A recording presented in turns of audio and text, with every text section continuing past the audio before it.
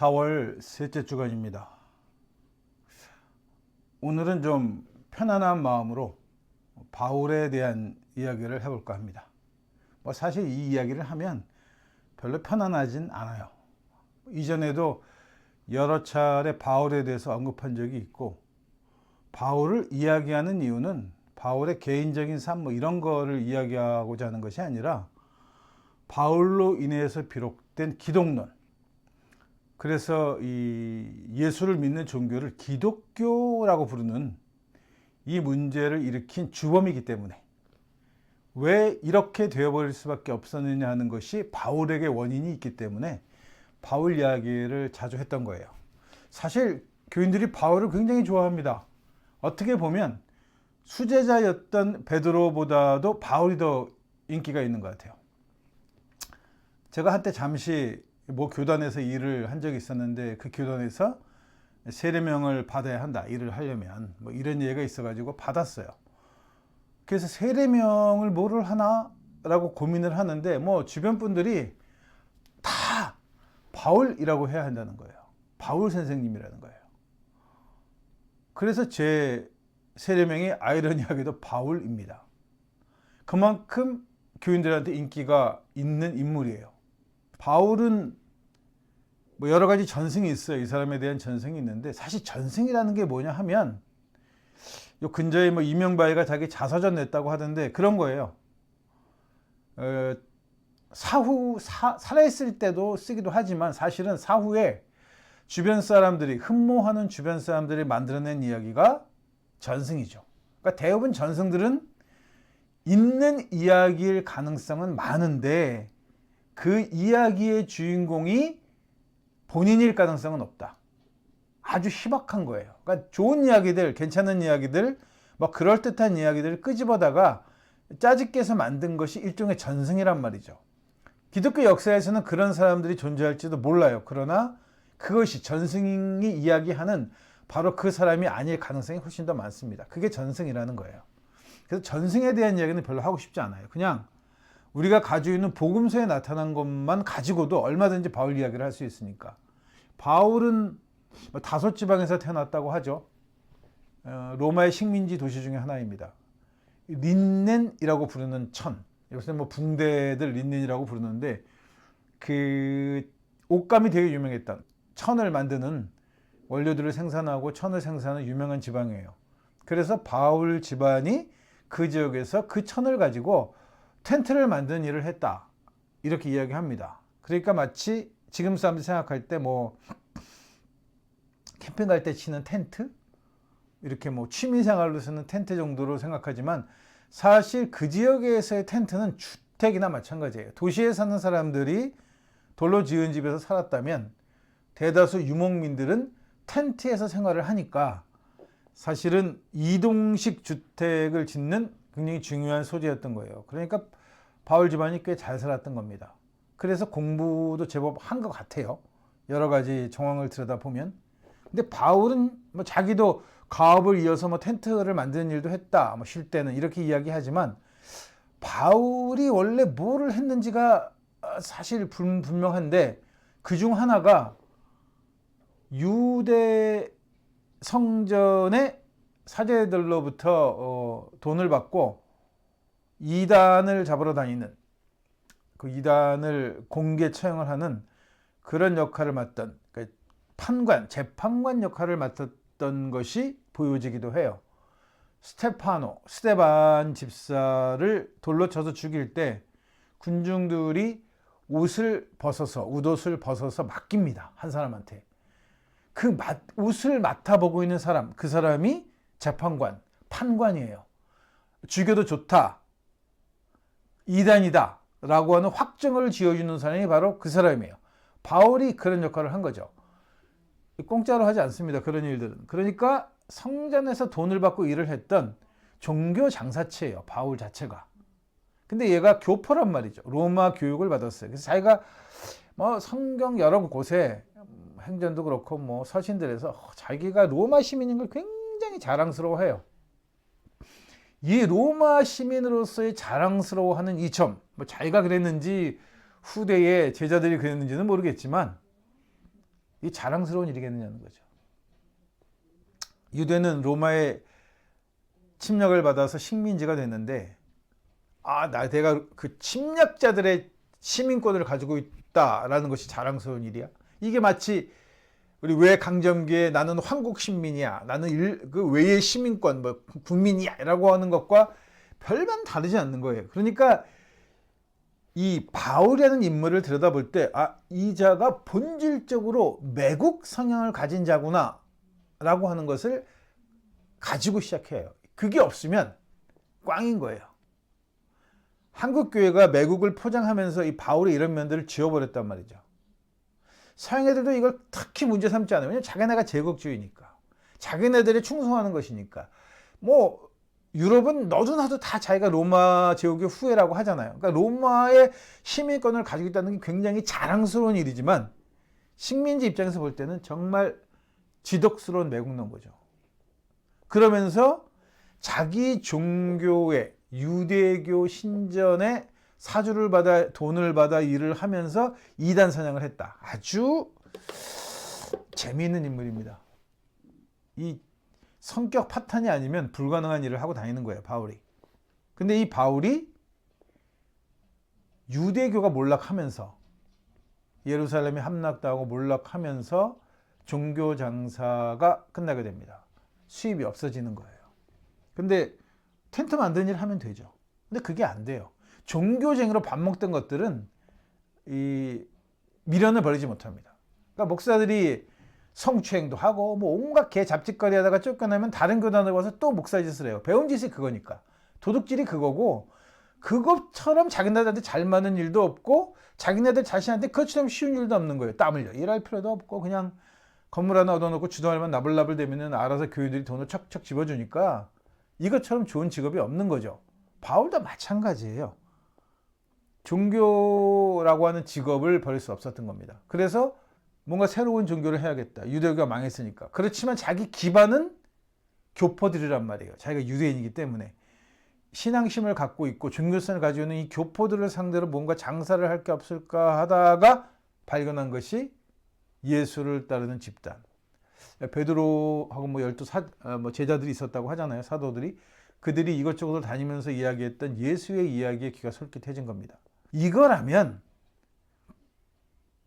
로마에서 새로운 종교 장사를 할 수 있지 않을까. 유대인을 상대로.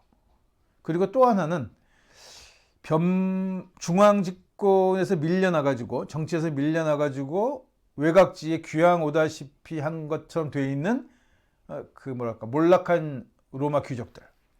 언젠가는 다시 로마 도시로 돌아가서 정치를 크게 해보겠다고 야망을 가지고 있는 이 허영에 찬 사람들을 잘만 이용해 먹으면 종교적으로 돈벌이가 될 수 있겠다라는 생각을 하게 된 거죠. 그래서 예수의 이름을 팔아서 종교 장사를 시작합니다. 그런데 문제가 뭐냐 하면 바울은 살아서 예수를 만난 적이 없다는 거예요. 살아있는 예수를 만난 적이 없다는 거예요. 예수의 제자가 아닙니다. 그런데 어떻게 예수 이름으로 장사를 시작하겠어요? 더군다나 당시 분위기가 사도라고 하는 것, 예수의 제자였던 사람들의 영향력이 상당히 컸어요. 그러니까 자기도 사도가 돼야 되겠다. 근데 사도는 예수가 임명하는 건데 예수가 이미 죽었는데 어떻게 자기가 사도가 될 수 있어요? 그러니까 당시의 로마 지역, 그 일대를 그래서 성행하던 종교들이 가지고 있던 신앙 중에 하나의 부활 신앙이라는 게 있었던 거예요. 죽은 사람을 살려낸다. 이거는 어려운 상황이 되면 다시 내가 뭔가 살아나게 되겠다. 살아나서 뭔가 회복할 수 있다라고 하는 희망을 갖는 것이 희망의 일종인 거예요. 부활 신앙은. 그거에 주목을 하고 자기가 다마스커스, 다맥색으로 가는 길에 죽은 예수가 나를 불렀다. 부활한 예수가 나를 불러서 왜 네가 나를 핍박하냐 이러면서 자기를 사도로 삼았다. 그때 뭐 눈이 안 보이고 뭐 어쩌고 그런 이야기들을 쭉 꾸며내서 자기가 죽은 예수로부터 사도직을 받았다는 이야기를 하고 사도 행세를 하기 시작합니다. 당연히 문제가 되겠죠. 누가 봐도 종교 사기잖아요. 그런데 문제는 뭐냐 하면 제자들입니다. 그 당시 초기 기독교에 문제점이 있었던 거예요. 잘 성장하지 못해요. 왜냐하면 예수가 독립운동가 출신이기 때문에 로마인들한테 별로 호응이 좋지 않은 거예요. 그리고 뭔가 반역단체 느낌도 나는 거죠. 그러니까 쉬쉬하는 거예요. 또 예수의 제자들 중 상당수가 무장 독립에 관여했던 사람들이잖아요. 독립운동가들이란 말이에요. 그러니까 좀 로마에서 활동하기가 깨림직하죠. 그러니까 교세가 발달하지 못하는 거예요. 성장하지 못해. 그런데 바울은 자기가 로마 시민인 걸 내세워서 교묘하게 바울을 독립운동가가 아니라 그 유대교의 전통적인 그 전통 중에 하나인 그 어린 양, 속죄 양의 이미지를 뒤집어 씌워서 마치 그가 십자가에 죽은 그 예수가 맞기는 한데 그 죽음은 정치적인 죽음이 아니고 우리 인류의 모든 죄를 다 사해주기 위해서 대신 죽은 거라고 하는 기가 막힌 논리를 만들어내는데 이것도 자기 생각은 아닙니다. 당시에 유행했던 마니교라든가 뭐 조로아스트교라든가 여러 가지 종교들에서 흔히 나타나는 교리 중에 하나예요. 이 교리를 잘 각색을 했어요. 예수의 이름을 가지고. 그리고 그 예수로부터 자기가 사도로 임명을 받았다는 얘기를 하기 시작합니다. 그 이야기를 들은 사도들이, 제자들이 보니까 성장하는 거예요. 유대 교포들도 희망을 가지고 솔깃하고, 특히나 주목했던 건 뭐냐 하면 돈푼깨나 있지만 정치에서 밀려난 퇴물 로마 귀족들이 한두 명씩 합류하면서 교회 재산이 커지는 겁니다. 그러니까 베드로를 비롯한 제자들과 사도들과 바울 페오리를 만나서 협약을 맺는 거예요. 그래, 너 사도로 인정을 해줄게. 그래서 바울은 공식적으로 사람들 가운데서 사도로 불림을 받게 됩니다. 야합이죠. 전형적인 수박들 정치 방식입니다. 해서는 안 되는 짓을 하는 거예요. 알고 있는 자들이. 뭐 때문에? 이익 때문에. 그래서 이 이익 때문에 결국은 종교 사기꾼인 바울이 기독교 안에 들어와서 주류가 됩니다. 그런데 문제가 또 하나 있죠. 이렇게 되면 앞으로도 누군가가 나도 예수가 나를 사도로 불렀어라고 얘기할 수 있는 거예요. 사실 요새 뭐 신사도 운동, 이거는 뭐 꾸준히 있어왔던 일인데 예수가 자기를 불렀다는 사람들이 많아요. 예수의 제자를 사도로 사칭하는 거죠. 그걸 넘어서 이제는 예수 자체를 사칭하기도 하는데 여하튼 간에 당시로서는 사도로 사칭하는 것이 최고인데 그 사도로 사칭하는 일들이 벌어지는 거예요. 이거는 종교장사의 절대적인 방해가 되는 거죠. 그리고 계속 이 일이 돼서 그런 자들이 문제를 일으키면 바울 자신한테도 굉장한 타격이 될 거 아니에요. 그러니까 이거를 타결하기 위한 방법을 모색합니다. 그것이 바로 오순절 성령 강림 사건이에요. 앞으로는 예수가 직접 관여하지 않는다는 겁니다. 이 성령을 보내서 성령이 예수가 가진 권한을 가지고 종교 일을 하는데 한 가지 중요한 점은 사도 임명권이 없다는 거예요. 그러니까 더 이상 죽은 예수가, 부활한 예수가 사도를 임명할 수 없다는 것을 확인시켜 준 것, 확정 지은 것이 바로 오순절 성령 강림 사건입니다. 그러니까 야훼, 예수, 성령 이 셋이 이렇게 교회 안에서 활동하는 중심적인 신, 삼신이죠. 이 세 가지 신. 그러니까 이게 이 삼신이 먹혀 들어가는 이유도 뭐가 있냐면 제우스, 하데스, 포세이돈 이렇게 하는 삼각 구도의 신들이 갖고 있는 신의 세계와 로마인들이 갖고 있는 보편적 신의 세계와 맞아 들어가는 거예요. 그러니까 셋이 이렇게 그 세 신이 충돌을 안 일으킨 거예요. 로마 안에서는. 자기네들은 그런 종교관이 당연하니까. 근데 이것이 콘스탄틴이 단독 황제가 되면서 삼위일체로 묶어버리는 거예요. 그럼 성령은 이제까지 예수 꼬붕이었잖아요. 그러니까 사도 임명권을 갖고 있지 않은 CEO인데 회사 임원에 대한 임명권을 갖고 있지 않고 경영만 하는 CEO였던 거예요. 성령은. 당연히 급이 다르죠. 원래 소유주였던 재벌가하고는 재벌가의 일원이 아니잖아요.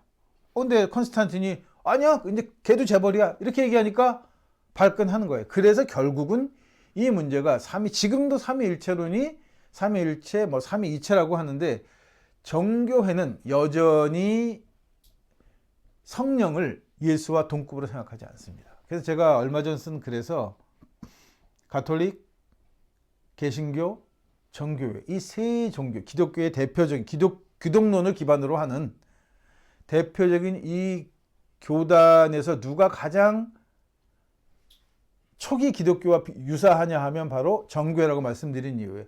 정교회는 아직도 그 바울 당시에 사도들과 모여서 약속했던 그 약속 내용을 지키는 거예요. 뭐냐? 성령은 예수의 아래급에 해당되는 신이다라고 하는 거죠. 그래서 바울에 의해서 결국은 뭐가 가장 큰 문제가 됐냐면 역사적인 예수가 사라져버린 겁니다. 예수는 유대 독립운동을 하다가 로마 군대에 잡혀서 정치 형벌인 십자가형을 받고 죽은 독립투사인데 이거를 인류의 모든 죄를 지고 가는, 이러다 보니까 인류의 모든 죄를 지고 가는데 로마인들이 난 죄 없는데? 내가 무슨 죄를 졌다는 거예요. 그러니까 또 여기서 원죄야, 원죄. 그 죄라는 건 네가 이렇게 살면서 지은 죄가 아니고 인간으로 태어났기 때문에 지은 죄가 있는 거야 라고 하는 원죄론을 주장할 수밖에 없는 거예요. 그러니까 모든 일이 죄를 가지고 묶어 들어가는데 이 죄가 상당히 로마인들한테는 메리트가 있는 종교 정서였던 게 뭐냐면 벌금 제도형이 있었거든요. 어떤 죄를 지어도 벌금을 많이 내면 사면받을 수 있는 거예요. 그러니까 죄가 크면 클수록 교회는 돈벌이가 되는 겁니다. 결국 이거를 면별부, 면죄부라고 부르는 걸 팔아먹으면서 가톨릭이 완전히 부패해버리고 마는 거죠. 죄를 가지고 장사를 할 수 있었던 거예요. 그런 모든 교회의 가장 근원적인 비리를 만들어야 된 이유의 원인이 바로 바울이라는 거예요. 그 이유가 뭐냐면 바로 자기의 사도성 때문에 내가 사도라고 해야만 이 기독교라는 새로운 종교 안에서 자리를 매김할 수 있겠다. 내가 한 자리 크게 해먹을 수 있겠다라고 하는 욕망이 만들어낸 사기가 결국은 이 기독교라는 종교 자체를 사기 종교로 만들어 버리는 거예요. 그러면서 이 사기를 포장하기 위해서, 이걸 진짜로 포장하기 위해서 수많은 개똥 같은 교리들이 만들어지고 덮어씌고 씌워지고 어쩌고 저쩌고 하면서 결국은 현재 기독교의 모습이 돼버리면서 뭐가 없어졌느냐? 진짜 예수가 사라져버린 거죠. 그러니까 우리가 교회를 다니고 기독교를 믿는다는 것은 원래 예수와는 아무 상관이 없이 되어버린 거예요. 그러니까 한국 교회가 너무나도 뻔뻔스럽게 왜 강점기에 매국할 수 있었던 겁니다. 독립운동가였고 민족을 위해서 싸웠던 예수는 그 교회 안에 존재하지 않기 때문이죠. 그러니까 바울이 만든 예수, 로마의 입맛에 잘 맞춰주고 나는 절대 로마에 항거하지 않아요. 나는 충실한 시민입니다 라고 했던 그 외국적 성향을 가진 교회로